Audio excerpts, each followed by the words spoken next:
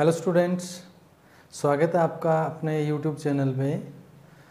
प्यारे बच्चों, हम बात कर रहे थे इलेक्ट्रोकेमिस्ट्री चैप्टर की। तो इलेक्ट्रोकेमिस्ट्री चैप्टर में इंट्रोडक्शन के अंदर हमने electrolysis, Faraday law of electrolysis और एस्पेक्ट ऑफ इलेक्ट्रोलाइसिस ये टॉपिक पढ़े थे। और उसके बाद जो है कुछ न्यूमेरिकल प्रॉब्लम्स थी, एक टेस्ट योरसेल्फ क्वेश्चन भी मैंने आपको दिया था। और उसके बाद लास्ट जो इससे पहले वीडियो था उसमें हमने पढ़ा था इलेक्ट्रोकेमिकल सेल और फंक्शन ऑफ साल्ट ब्रिज। उसके बाद चैप्टर को कंटिन्यू करते हैं और आगे बढ़ते हैं हम इलेक्ट्रोड पोटेंशियल।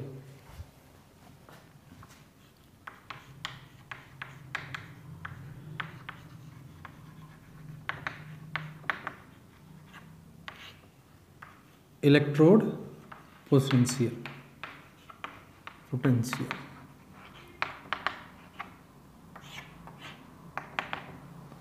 इलेक्ट्रोड पोटेंशियल को हम डिफाइन कैसे करें कि कोई भी इलेक्ट्रोड है वो या तो इलेक्ट्रॉन डोनेट करता है और या फिर वो इलेक्ट्रॉन गेन करता है। डोनेट करता है तो ऑक्सीडेशन पोटेंशियल होता है और अगर गेन करता है तो रिडक्शन पोटेंशियल होता है। तो सिंपली इसको हम डिफाइन कर सकते हैं capability of an electrode to donate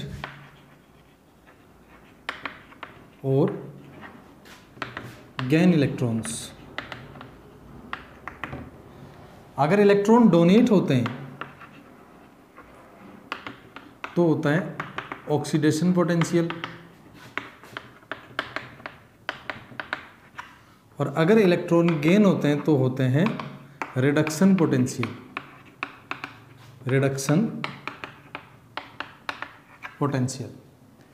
तो ये एक बिल्कुल सिंपल सी प्रोसेस है। और जो रिडक्शन पोटेंशियल है ये पूरी तरह से डिपेंड करता है concentration of ions in the solution. अगर सॉल्यूशन में कंसंट्रेशन की आयंस की कंसंट्रेशन है वो वेरिएबल है, कंसंट्रेशन जो है वो चेंज हो रही है, तो उसके साथ साथ रिडक्शन पोटेंशियल है वो भी क्या हो जाता है, चेंज हो जाता है। तो सिंपल हम ये बोल सकते हैं कि रिडक्शन पोटेंशियल और जो कंसंट्रेशन है उन दोनों के बीच में एक रिलेशन होता है। तो जब एक पेट कंडीशन होती है, यानी कि मैं ऐसे बोलूं कि जो कंसंट्रेशन वो होती है 1 मोल पर लीटर एट 298 केल्विन और with respect to 1 atmosphere pressure. तो ये कंडीशन जो है ना इसको बोलते हैं STP, standard temperature and pressure. अगर ये इलेक्ट्रॉन डोनेट और गेन जो है वो STP पे हो रहे हैं तो उसको हम क्या बोलते हैं, स्टैंडर्ड इलेक्ट्रोड पोटेंशियल। तो इसका नया नाम हो जाएगा STP पे standard electrode potential. Standard electrode potential को लिखते हैं E नोड सेल से, और जो इलेक्ट्रोड पोटेंशियल है इसको लिखते हैं ई सेल से। तो जो इलेक्ट्रोड पोटेंशियल है, स्टैंडर्ड इलेक्ट्रोड पोटेंशियल है वो STP पे कोई भी इलेक्ट्रोड है उसके इलेक्ट्रॉन डोनेट करने या फिर गेन करने की टेंडेंसी पे डिपेंड करता है। कंडीशन जो है वो स्टैंडर्डाइज होती है, तो इसको बोलते हैं स्टैंडर्ड इलेक्ट्रोड पोटेंशियल। और स्टैंडर्ड इलेक्ट्रोड पोटेंशियल को जब आप कैलकुलेट करते हैं तो पर्टिकुलर एक सेल से तो इसको कैलकुलेट करना इम्पॉसिबल है लगभग, क्योंकि जब सैचुरेशन होता है और इक्विलिब्रियम अटेन हो जाता है इलेक्ट्रोड और जो सॉल्यूशन है जिसके अंदर इलेक्ट्रोड को हमने डिप किया उन दोनों के बीच में, तो उसके बाद जो सिस्टम है वो एक बार के लिए कांस्टेंट हो जाता है। तो इस वजह से फिर हम एक पेट वैल्यूज है उसको कैलकुलेट नहीं कर सकते। जब तक कोई डिफरेंट वैल्यू के दूसरे सेल को एक पर्टिकुलर सेल से कनेक्ट नहीं करेंगे तब तक उस सेल का इलेक्ट्रोड पोटेंशियल हम कैलकुलेट नहीं कर सकते। ठीक है, तो अब स्टैंडर्ड इलेक्ट्रोड पोटेंशियल जो है उसको कैलकुलेट करने का फॉर्मूला क्या होता है, E node cell is equal to E nought cathode minus E nought anode. और ये बिल्कुल सिंपली आपको पता है कि कैथोड पे होता है रिडक्शन और एनोड पे होता है ऑक्सीडेशन। तो जो ऑक्सीडेशन पोटेंशियल है उसको आपको रिडक्शन पोटेंशियल में कन्वर्ट करना है। और रिडक्शन और ऑक्सीडेशन पोटेंशियल जो है उसका मैग्नीट्यूड तो सेम ही है, लेकिन चार्ज जो है वो क्या होता है, अपोजिट। तो आप इसका सिंबल चेंज करेंगे तो रिडक्शन ऑक्सीडेशन के अंदर और ऑक्सीडेशन रिडक्शन के अंदर कन्वर्ट हो जाएगा।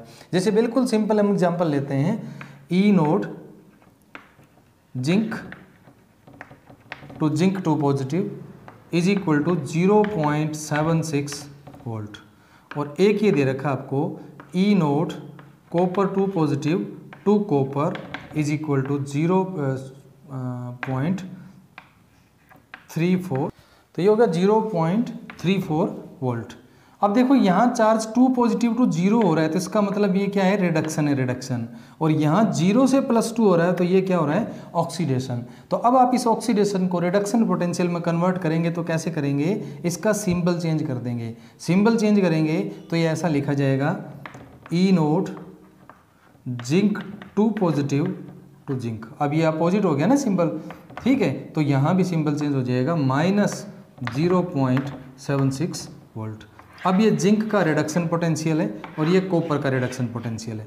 जब दोनों रिडक्शन पोटेंशियल होंगे तो आप ई नोड सेल कैलकुलेट कर सकते हैं। यानी कि सिंपल सी बात है, ई नोड सेल जो है या स्टैंडर्ड इलेक्ट्रोड पोटेंशियल है वो हमेशा कैसे लेंगे, रिडक्शन पोटेंशियल ही लेंगे। It is termed in the as reduction potential always. उसके बाद हम बात करते हैं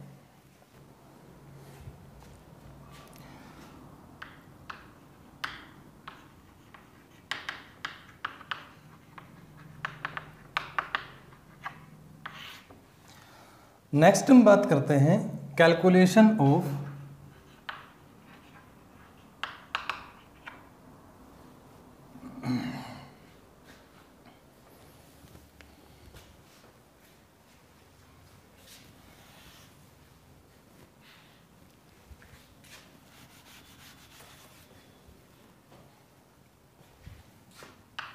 नेक्स्ट हम बात करते हैं इलेक्ट्रोकेमिकल सीरीज की। इलेक्ट्रोकेमिकल सीरीज ये एक इम्पोर्टेंट टॉपिक है और +1 में भी आपने ये चीज़ पढ़ी है। होता क्या है कि जो अलग अलग एलिमेंट हैं या अलग अलग इलेक्ट्रोड हैं उनको रिडक्शन पोटेंशियल इंक्रीजिंग ऑर्डर में अरेंज कर दें तो हमें मिलती है इलेक्ट्रोकेमिकल सीरीज। तो सिंपली इसको डिफाइन कर सकते हैं, it is defined as a series in which various elements arranged according increasing order of their reduction potential। Reduction potential, तो ये इसकी डेफिनेशन है। अलग अलग इलेक्ट्रोड्स हैं उनको उनके रिडक्शन पोटेंशियल के इंक्रीजिंग ऑर्डर में अरेंज कर देंगे तो ऊपर से नीचे तक जाएंगे, वैसे वैसे रिडक्शन पोटेंशियल बढ़ता जाएगा और रिडक्शन पोटेंशियल की इस अरेंजमेंट को बोलते हैं इलेक्ट्रोकेमिकल सीरीज। ये हमारे लिए इंपॉर्टेंट है। इंपॉर्टेंस क्या है इसकी, एप्लीकेशंस अगर मैं बात करूं, एप्लीकेशंस ऑफ इलेक्ट्रोकेमिकल सीरीज, तो फर्स्ट तो है to calculate standard electrode potential. Standard electrode potential, क्योंकि स्टैंडर्ड इलेक्ट्रोड पोटेंशियल कैलकुलेट करेंगे तो ये चीज़ हमें कंफर्म होनी चाहिए कि एनोड कौन सा और कैथोड कौन सा है, क्योंकि इनोड सेल जो है वो कैलकुलेट होता है inode cathode minus inode anode से। तो एनोड पे होता है ऑक्सीडेशन और कैथोड पे होता है रिडक्शन। लेकिन ये चीज़ हमें कब पता चलेगी, जब हम इलेक्ट्रोकेमिकल सीरीज के अकॉर्डिंग देखें कि किसका इलेक्ट्रोड पोटेंशियल है वो ज़्यादा है। तो जिसका रिडक्शन पोटेंशियल ज़्यादा है वो वाला क्या होगा, रिड्यूस्ड, और जिसका रिडक्शन पोटेंशियल कम है वो होगा ऑक्सीडाइज्ड। तो रिड्यूस्ड जो है उसका पता चलेगा, ऑक्सीडाइज्ड का पता चलेगा, तो एनोड और कैथोड डिफाइन हो जाएंगे। एनोड और कैथोड का पता होगा तो आप कैलकुलेट कर सकते हैं ई नोड सेल। तो पहले तो एप्लीकेशन इसकी यही है कि जब स्टैंडर्ड इलेक्ट्रोड पोटेंशियल आप कैलकुलेट करेंगे तो स्टैंडर्ड इलेक्ट्रोड पोटेंशियल कैलकुलेट करने के लिए इसकी जरूरत पड़ती है E nought cathode minus E nought anode. Second आप कैलकुलेट करते हैं relative reactivity of elements. Reactivity of elements, जैसे अब कॉमन एग्जांपल हम लेते हैं कि जो कॉपर सल्फेट है, क्या उसके सॉल्यूशन को हम जिंक के कंटेनर में स्टोर कर सकते हैं, या इस तरीके के और बहुत सारे क्वेश्चन होते हैं। तो वो डिपेंड करते हैं किस चीज़ पे, उनकी इंटरेक्शन पे। अब जिंक है वो मोर रिएक्टिव है क्योंकि उसका रिडक्शन पोटेंशियल कॉपर की बजाय कम है। तो इस तरीके से हमें पता चलता है कि कौन सा एलिमेंट मोर रिएक्टिव और कौन सा एलिमेंट लेस रिएक्टिव है। तो रिलेटिव जो उनकी रिएक्टिविटी है उसको कंपेयर करने के लिए ज़रूरत पड़ती है हमें इलेक्ट्रोकेमिकल सीरीज की। उसके बाद जो इलेक्ट्रोकेमिकल सीरीज है उसका तीसरा हमारे लिए इंपॉर्टेंट रोल क्या है कि कोई भी मेटल जो है on react with acid liberate hydrogen और not for detection of releasing of hydrogen by a particular metal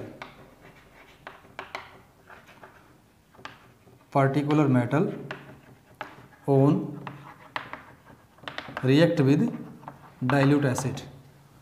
अब क्या है ना कि मेटल जो है अगर उसका रिडक्शन पोटेंशियल हाइड्रोजन से कम है, यानी कि इलेक्ट्रोकेमिकल सीरीज है उसके अंदर जो मेटल है पर्टिकुलर उसकी पोजीशन हाइड्रोजन से ऊपर है तो हाइड्रोजन लिबरेट होगी। अगर मेटल जो है वो lying below the hydrogen adjust हो रही है, हाइड्रोजन से नीचे है स्टैंडर्ड इलेक्ट्रोकेमिकल सीरीज में, तो इसका मतलब यहाँ पे मेटल जो है उसका रिडक्शन हो सकता है, ऑक्सीडेशन नहीं होगा। इट मीन्स हाइड्रोजन जो है वो लिबरेट नहीं होगी। तो ये इनके इम्पोर्टेंट एप्लीकेशन थे, इलेक्ट्रोकेमिकल सीरीज और इलेक्ट्रोकेमिकल सीरीज की एप्लीकेशंस। ये एक इम्पोर्टेंट टॉपिक है, इसका आपको पता होना चाहिए। और ये इलेक्ट्रोकेमिकल सीरीज है, इसमें आप देख रहे हैं ऊपर से नीचे तक कि किस तरीके से जो है अलग अलग एलिमेंट्स को अरेंज किया गया है, अलग अलग ऑक्सीडेशन के अकॉर्डिंग, रिडक्शन पोटेंशियल के अकॉर्डिंग ऊपर से नीचे तक इनको अरेंज कर दिया और ये कंटिन्यू जो है लास्ट तक बढ़ता रहेगा। तो ये इलेक्ट्रोकेमिकल सीरीज थी। नाउ नेक्स्ट, कैलकुलेशन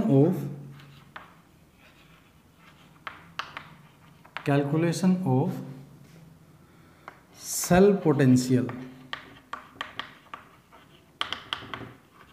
अगर आप सेल पोटेंशियल कैलकुलेट करते हैं तो उसके लिए यूज होती है नर्नेस्ट इक्वेशन।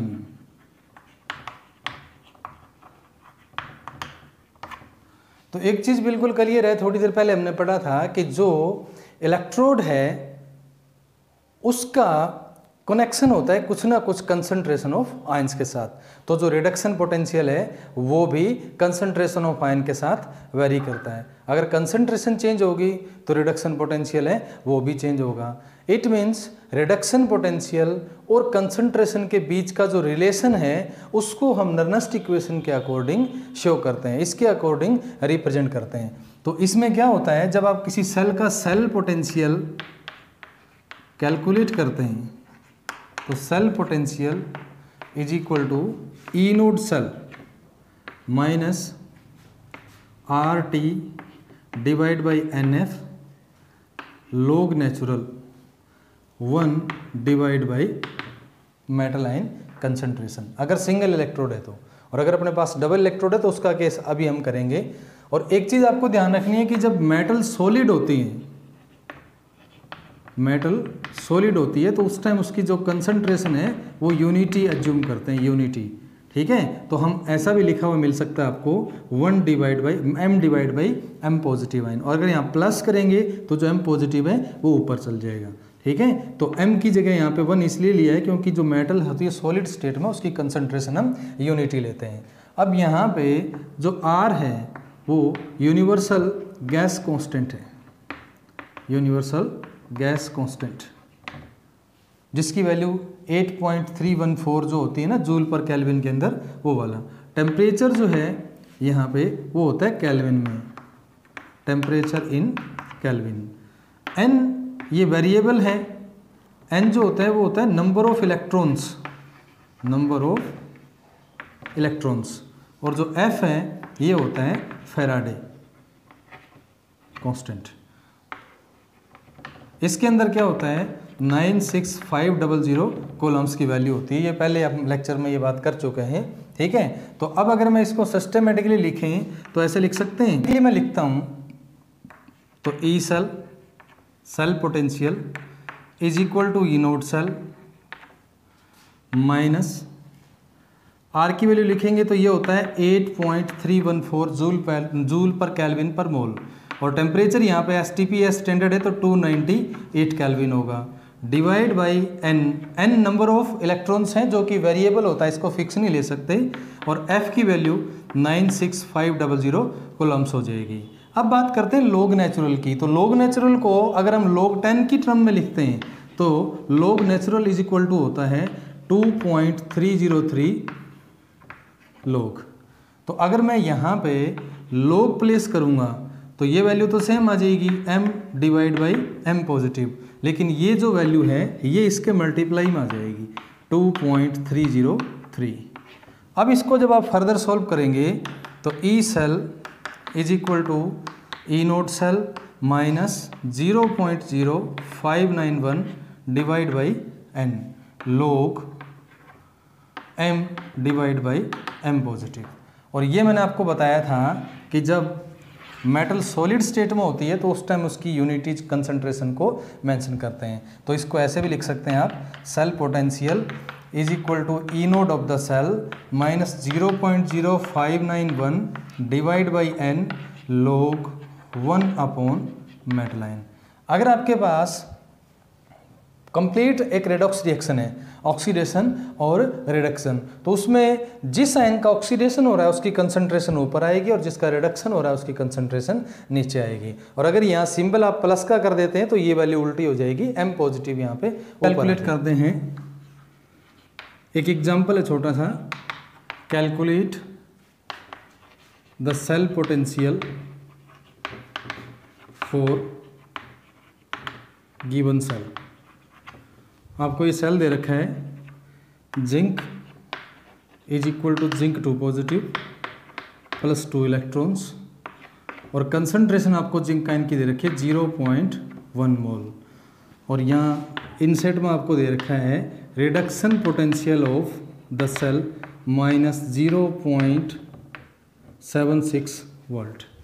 तो अब फॉर्मूला लिखेंगे, E cell is equal to E naught cell minus 0.0591 divide by n log 1 divide by concentration of zinc ions.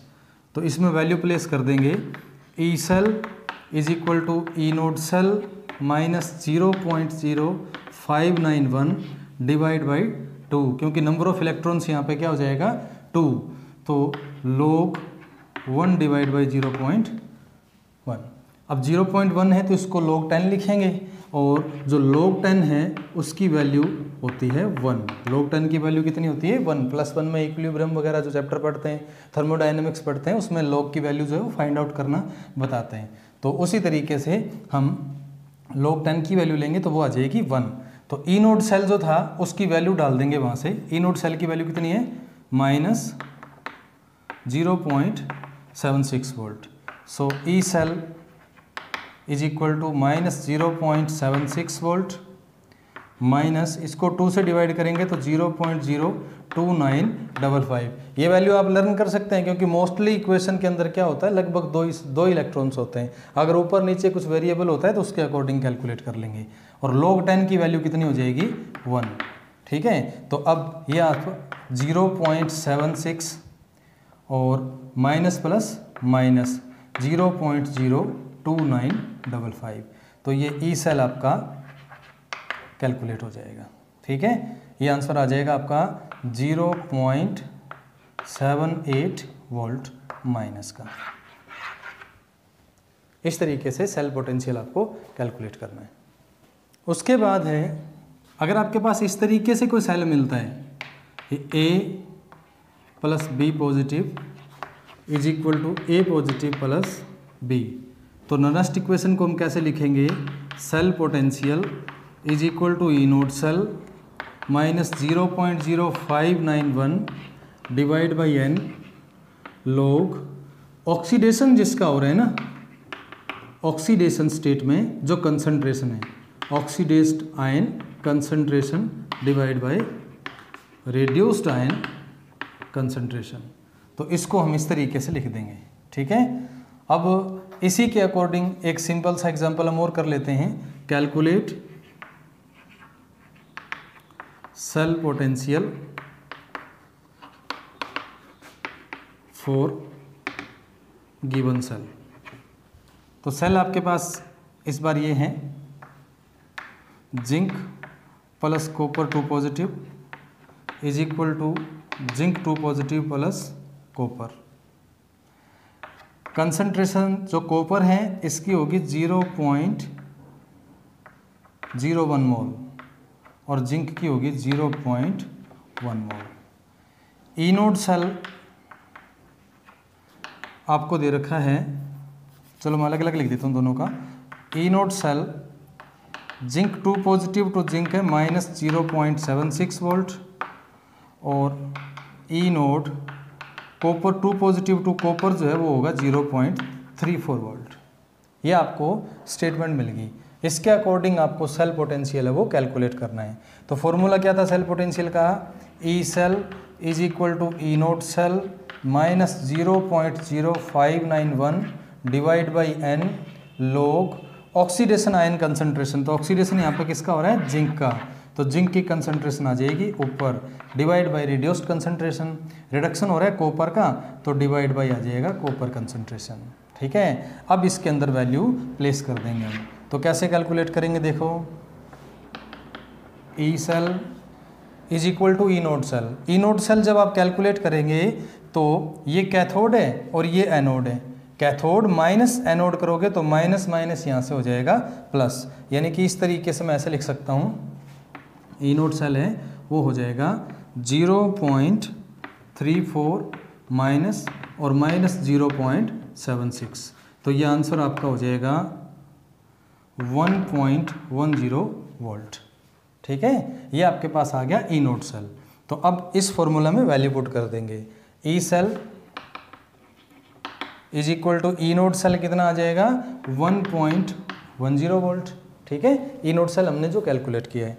उसके बाद माइनस 0.0591 डिवाइड बाई एन, और एन की वैल्यू यहाँ पे जब 2 पॉजिटिव है तो नंबर ऑफ इलेक्ट्रॉन्स 2 है, यहाँ पे 2 आ जाएगा। लॉग उसके बाद जिंक आयंस की कंसंट्रेशन है 0.1, तो 0.1 ले लेंगे, डिवाइड बाई इसकी है 0.01।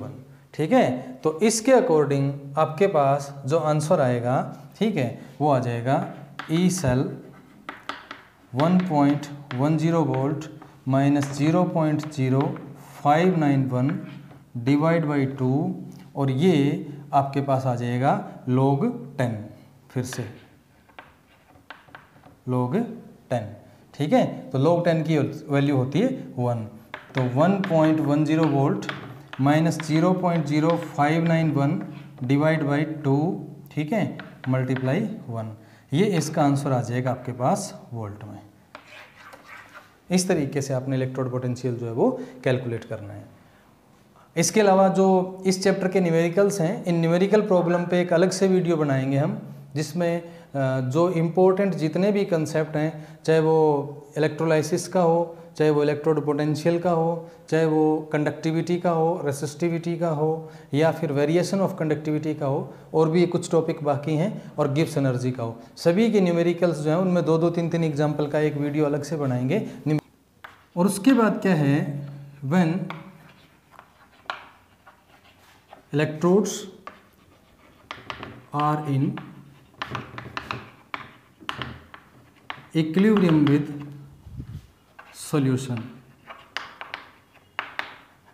then the next equation जो है उसको फिर हम कैसे लिखेंगे? E cell is equal to E node cell minus 0.0591 divide by n log Kc। फिर यहाँ पे क्या आ जाएगा?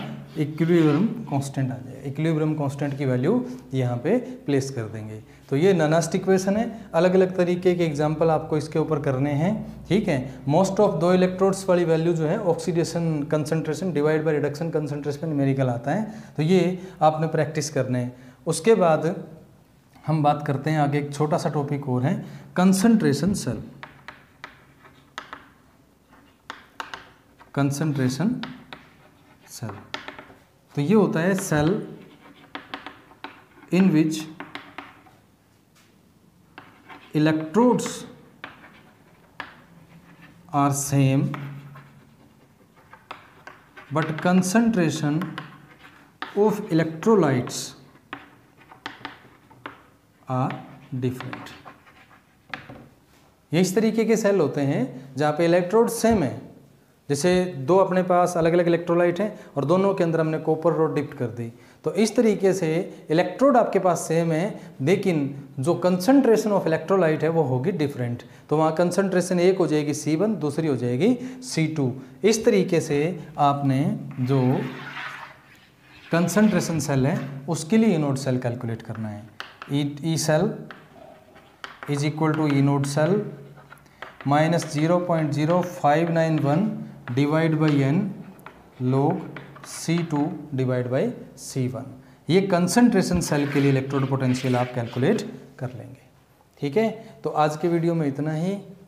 Thanks for watching. अगर आपने मेरे पहले वाले वीडियो नहीं देखे हैं तो प्लीज़ एक बार वो भी देखें, और अगर आपको वीडियो पसंद आ रही है तो please like share and subscribe ज़रूर करें और बेल आइकन को भी प्रेस करें, जिससे आपको हर एक नई वीडियो का नोटिफिकेशन मिलता रहेगा। इस चैनल पे 10th क्लास और इसके अलावा कुछ कम्पिटिटिव एग्ज़ाम्स हैं, उनके लिए जनरल साइंस है, वो उनकी क्लासेस भी जल्दी शुरू होने वाली हैं। तो थैंक्स फॉर वॉचिंग।